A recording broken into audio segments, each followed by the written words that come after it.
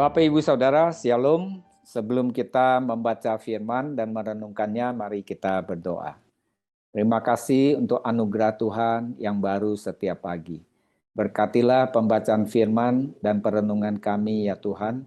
Di dalam nama Tuhan Yesus kami berdoa dan mengucap syukur. Amin. Pembacaan firman Tuhan hari ini diambil dari 2 Petrus 3 ayat 8 sampai ayat 13, demikian bunyi firman Tuhan. Akan tetapi saudara-saudaraku yang kekasih, yang satu ini tidak boleh kamu lupakan, yaitu bahwa di hadapan Tuhan, satu hari sama seperti 1000 tahun, dan 1000 tahun sama seperti satu hari. Tuhan tidak lalai menepati janjinya, sekalipun ada orang yang menganggapnya sebagai kelalaian. Tetapi ia sabar terhadap kamu, karena ia menghendaki supaya jangan ada yang binasa, melainkan supaya semua orang berbalik dan bertobat. Tetapi hari Tuhan akan tiba seperti pencuri.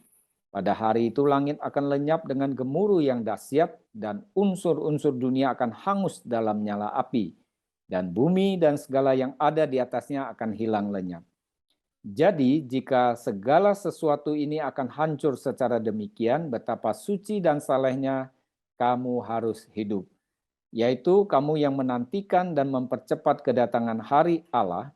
Pada hari itu langit akan binasa dalam api dan unsur-unsur dunia akan hancur karena nyalanya. Tetapi sesuai dengan janjinya, kita menantikan langit yang baru dan bumi yang baru di mana terdapat kebenaran. Amin. Bapak, Ibu, Saudara, konteks dari penulisan 2 Petrus 3 adalah ada banyak orang hidup menurut hawa nafsunya, lalu tampil pengejek-pengejek di akhir zaman ini, dan mereka juga mempertanyakan di mana janji Tuhan tentang kedatangannya. Nah, saudara-saudara, kemudian dijelaskan dalam firman Tuhan, di hadapan Tuhan itu satu hari sama seperti 1000 tahun. 1000 tahun sama seperti satu hari.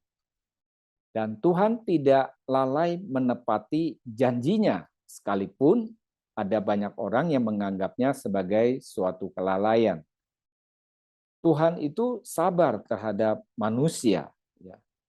Mengapa? Karena ia tidak menghendaki orang binasa, karena kebinasan itu sesuatu yang menyeramkan, saudara, yaitu masuk ke dalam penghukuman yang kekal selama-lamanya di neraka.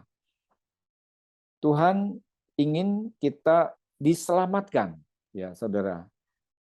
Dan dikatakan hari Tuhan itu seperti pencuri.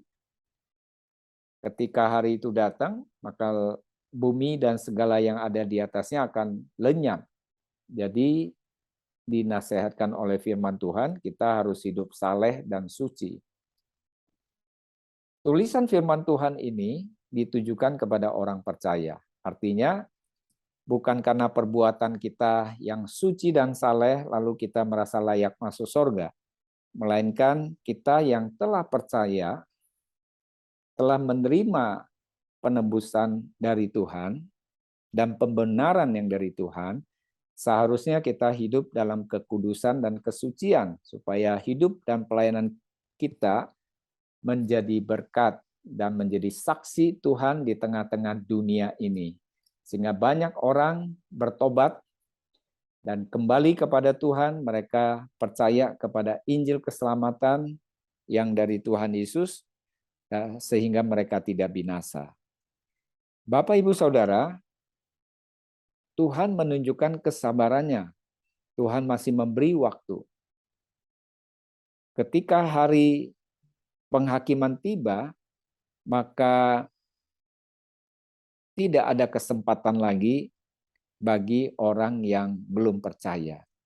Tuhan ingin supaya kita menjadi alat di tangan Tuhan untuk melayani sesuatu yang bernilai kekal, yaitu jiwa manusia. Maukah saudara?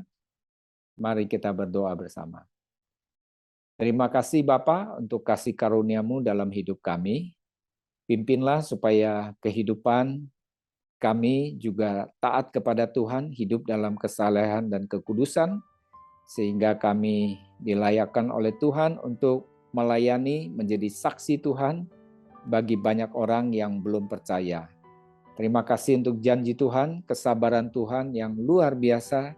Tuhan ingin supaya banyak orang diselamatkan dan tidak masuk ke dalam penghukuman yang kekal, melainkan masuk ke dalam surga yang kekal, yang mulia. Di dalam nama Tuhan Yesus kami berdoa dan mengucap syukur. Amin. Sampai jumpa, Tuhan memberkati, selamat melayani.